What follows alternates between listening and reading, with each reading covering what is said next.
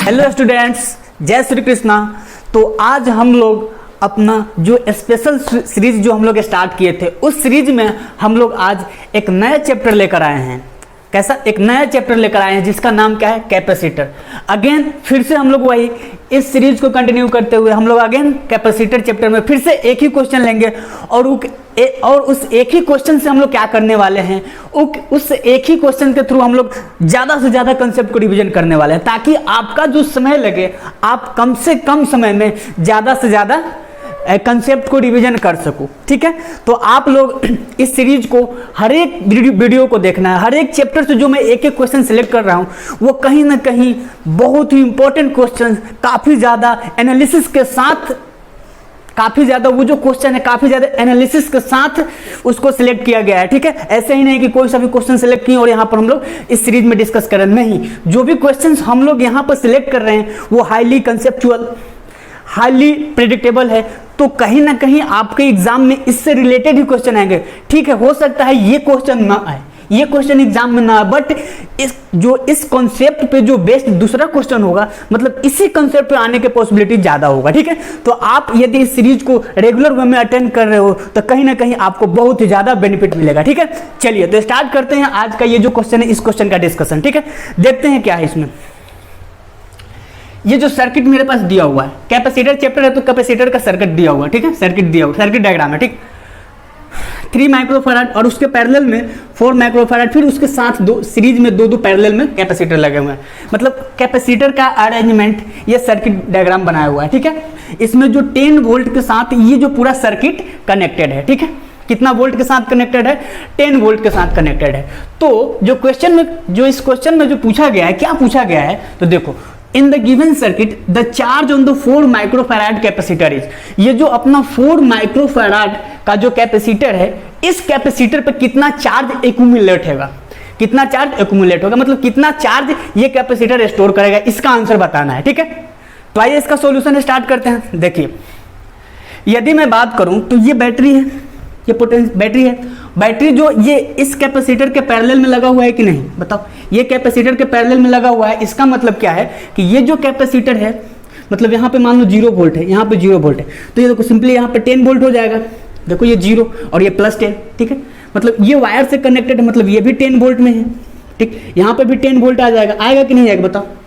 और ये देखो ये भी सिमिलर वायर से कनेक्टेड है तो 0। मतलब ये चीज समझ में आया मैंने पोटेंशियल कैसे मार्क किया। ये जो लोअर टर्मिनल था, लोअर पोटेंशियल वाला, उसको मैंने 0 मार्क किया, और जहां तक वो वायर से कनेक्टेड था उसको मैंने सेम पोटेंशियल को लेकर चला गया। अब यहाँ पर देखो 0 + 10। ठीक है, तो यहाँ पे 10 वोल्ट, यहाँ पे भी 10 वोल्ट, यहाँ पे भी 10 वोल्ट, मतलब इस बैटरी के अक्रॉस वोल्टेज कितना है? 10। तो इस टर्मिनल के अक्रॉस वोल्टेज कितना हो जाएगा? 10। इस टर्मिनल के अक्रॉस जबकि कुछ रेजिस्टेंस वगैरह कुछ नहीं लगा हो तो अभी भी 10, अभी भी 10। ठीक है, मतलब हम लोग बोल सकते हैं कि ये जो कैपेसिटर है वो इसके साथ पैरेलल में कनेक्टेड है, मतलब इस कैपेसिटर के अक्रॉस वोल्टेज कितना है? 10। और देखो यहाँ पे ये जो कैपेसिटर है, ये जो तीनों लगा हुआ है, ये तीनों के अक्रॉस वोल्टेज कितना है? ये तीनों के अक्रॉस यदि मैं वोल्टेज की बात करूं तो कितना है? 10 वोल्ट है। तो सबसे पहले मैं इस ब्रांच को जो कैपेसिटर है उसको C इक्विवेलेंट सोल्व कर लूं। इस ब्रांच में जो कैपेसिटर लगे हैं उनको सोल्व करूं। तो देखो, तो ये दोनों कैपेसिटर क्या है? पैरेलल में है। तो पैरेलल में कैपेसिटर कैसे सोल्व होता है? C1 उसको बोल दिया तो क्या हो जाएगा? पैरेलल में कैपेसिटर सिंपली ऐड हो जाता है। ठीक है, तो क्या हो जाएगा? 6 माइक्रोफैराड। ठीक है, क्या हो जाएगा? तो इन दोनों की जगह पर हम लोग क्या लिख देंगे? 6 माइक्रोफैराड। ठीक है, ठीक है, चलिए अब यहां से एक बार और देखो तो ये क्या हो जाएगा? ये कैपेसिटर सर्किट कुछ ऐसा है ये, और उन दोनों को मैंने सोल्व किया तो ये बना। ठीक है, ये ठीक है, और फिर नीचे में एक और कैपेसिटर है। ठीक है, और फिर नीचे में अपना एक बैटरी लगा हुआ है। ठीक है, ये ठीक है, यहाँ पे 0 वोल्ट है। ठीक है, यहाँ पे 10 वोल्ट है, क्योंकि ये बैटरी ही 10 वोल्ट का है। ठीक है, ये कितना है? 3 माइक्रोफैराड का कैपेसिटर है। ठीक है, 0 वोल्ट 10 वोल्ट, 0 वोल्ट 10 वोल्ट। ठीक है, अब इसका वैल्यू कितना दिया हुआ सर? 4 माइक्रोफैराड। और इसका वैल्यू कितना दिया हुआ है सर? इसका वैल्यू दिया हुआ है, कितना कैलकुलेट हुआ दोनों का? 6 माइक्रोफैराड। अब ये जो दोनों रेजिस्टेंसेस है, ये दोनों कैपेसिटर है, ये किसमें कनेक्टेड है? ये दोनों कनेक्टेड है अपना पैरेलली कनेक्टेड है। कैसे कनेक्टेड है? पैरेलल में कनेक्ट, ये दोनों कैपेसिटर अपना सीरीज में कनेक्टेड है। कैसे कनेक्टेड है? सीरीज में। तो अब इन दोनों का जब मैं सीरीज सोल्व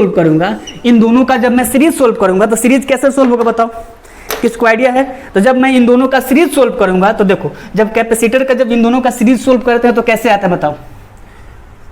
तो क्या होता है, रेजिस्टेंस के जस्ट उल्टा हो जाता है, रेजिस्टेंस के जस्ट उल्टा हो जाएगा, ठीक है।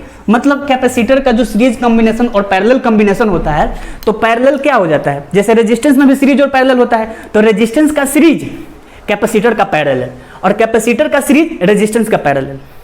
तो ये चीज उल्टा हो जाता है। जैसे मान लो कि यदि ये दोनों रेजिस्टेंस होते तो दोनों को ऐड कर देते, लेकिन ये क्या है, कैपेसिटर है, तो कैपेसिटर में क्या हो जाएगा, ये दोनों सीरीज में है, लेकिन ये सोल्व कैसे होंगे, जैसे रेजिस्टेंस को हम लोग पैरेलल में सोल्व करते हैं, ठीक। जैसे यहाँ पे देखो ये दोनों पैरेलल में है, बट ये अगर यदि यही रेजिस्टर रहता तो कैसे सोल्व होता, 1/R1 + 1/R2, ठीक। बट इसमें ऐसा नहीं हुआ क्योंकि ये कैपेसिटर है और कैपेसिटर जब पैरेलल में होता है तो सिंपली ऐड कर देते हैं, और यदि कैपेसिटर जब सीरीज में होता है तो 1/C1 + 1/C2, तो वही चीज है।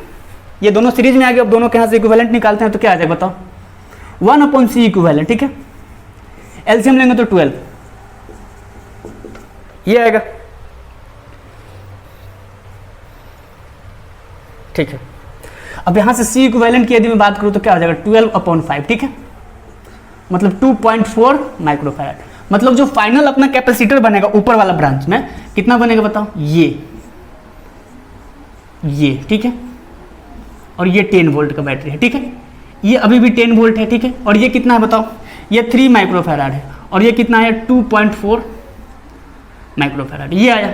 अब देखो चूंकि ये सारे के सारे क्या है, दोनों सीरीज में कनेक्टेड है कि नहीं, दोनों सीरीज में कनेक्टेड है, तो इनका जब C इक्विवेलेंट कितना है बताओ, ये कितना है अपना 2.4, तो जब इसके अक्रॉस वोल्टेज कितना है, इसके अक्रॉस वोल्टेज अपना 10 वोल्ट है और कैपेसिटर कितना है 2.4, तो हम लोग एक रिलेशन जानते हैं, क्या जानते हैं बताओ, Q = C × V।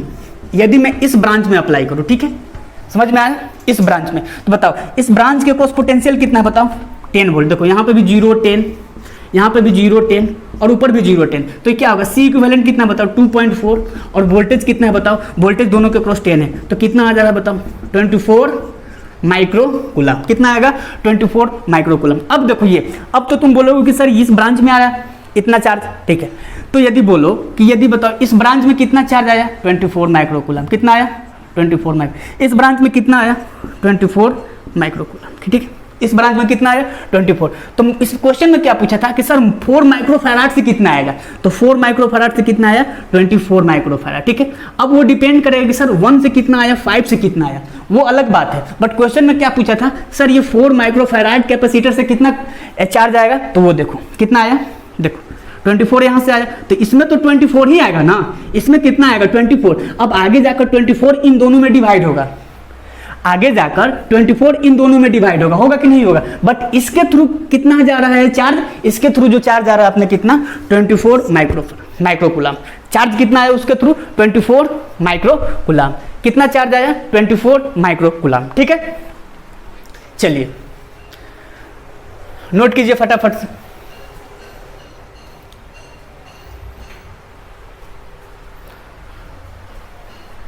जल्दी जल्दी फटाफट से नोट कीजिए इतना।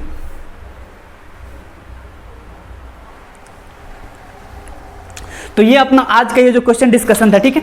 अब आप लोगों को क्या करना है, बस ये क्वेश्चन में मैं इतना ही डिस्कस किया, क्या किया कि इसके थ्रू कितना चार्ज था। अब सोचो इस क्वेश्चन में मैंने क्या क्या कॉन्सेप्ट रिवाइज किया, इस क्वेश्चन में मैंने क्या रिवाइज किया, इस क्वेश्चन में मैंने क्या किया, सबसे पहले ये देखा कि कब पैरेलल में है, तो पैरेलल में कनेक्टिविटी जब होती है तो वहां पर क्या होता है, जब पैरेलल में कनेक्टिविटी होती है पोटेंशियल सेम होती है, ठीक। तो मैंने पोटेंशियल सेम किया, ठीक।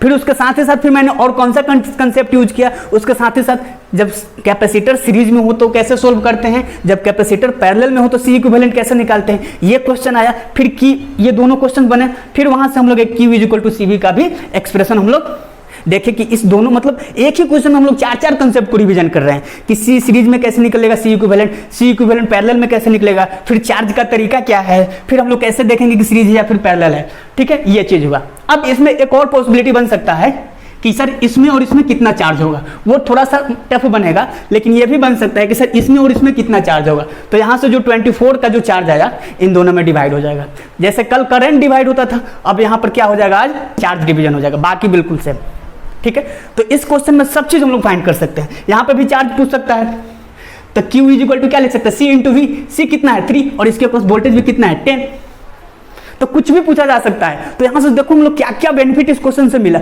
सी सीरीज में कैसे निकालते हैं सी इक्विवेलेंट पैरेलल में कैसे निकालते हैं, चार्ज कैसे निकालते हैं, ठीक, ये सारा चीज का कैलकुलेशन हम लोग इस क्वेश्चन से सीखे, ठीक है। तो बहुत ज्यादा फायदा हुआ, हम लोग 4-4, 5-5 कंसेप्ट एक ही क्वेश्चन से यहाँ पर कवर कर रहे हैं, ठीक है।